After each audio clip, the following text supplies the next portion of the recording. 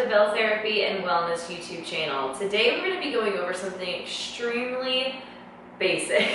And I understand that it's going to seem really simple and you're probably going to think, duh. But at the same time, I often have a lot of questions over how to stretch this muscle, and I refer to it in different names. So I wanted a place where I could put all of these in the same place. So if you are feeling really, really tight in your hips and you are lacking external rotation, we are going to work on some stretches to address that. It's very important for me as a pelvic floor physical therapist that my clients have this mobility in their hips, and this can often be a really good, gentle way to help me start introducing stretching to the pelvic floor through the hip muscles. So for today, we're going to go over a figure 4 stretch on your back and in a seated position, and then we'll take it into pigeon. So we're going to start with the more basic of these exercises and then take it into the harder variation of the pose. So let's go ahead and get started.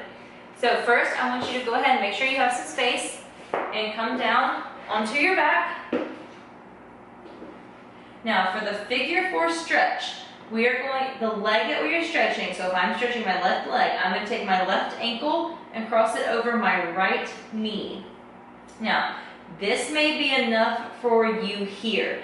If it is, you can kind of push the knee away and then let it relax. If you want to make it a little bit harder, take your hands and you can go through and pull the opposite leg and start pulling this leg closer to you. If you cannot reach or this hurts your arms or your hands, you can get a belt or a stretching strap and thread it around and just pull it closer to you. So the reason why it's called a figure 4 is, I'm not sure if you can see it, but it makes a figure 4 out of the shape of your legs. So I think that's why it's at least called that. But we're going to be stretching here. So this is what I would call a supine figure 4, or a laying on your back figure 4 stretch. Now, obviously what you do on one side, you should do on the other side. And I'm going to practice what I preach. You can take this exact pose, this exact stretch, and just do it in a seated position, and that is oftentimes more accessible for people versus getting on or off the floor. So, I have my handy dandy box.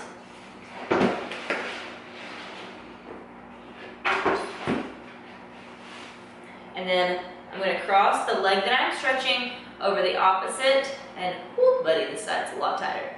And I'm taking my elbow and I kind of push down into my leg. And then if this feels pretty easy for you, you can also lean your chest forward. You don't want to collapse like this. Let's not encourage the bad posture, but let's just kind of take it forward.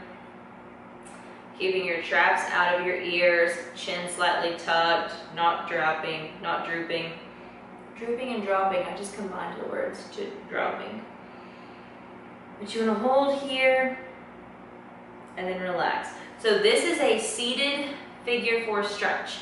If this one is pretty easy for you and you feel like you're not getting as much of a stretch out of this one, let's take it out. Take out the box. And then we are going to go into pigeon. So pigeon, the leg that you are stretching is going to go in front. You're going to bring it up. Almost, I always like to tell people, aim for a hip crease to kind of go towards your heel.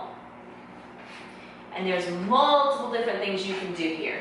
So in yoga, you'll be comfortable in position, and then you'll come down to your forearms, you can stack your hands, you can get a yoga block, and just kind of rest your head on it, because most of the time we're spending quite a few seconds here.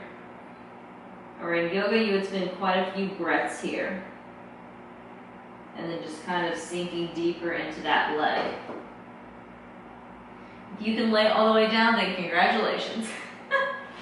And then, obviously, what you do on one side, I would like for you to do on the other. But though that journey right there of stretches is the typical order of which I take people through.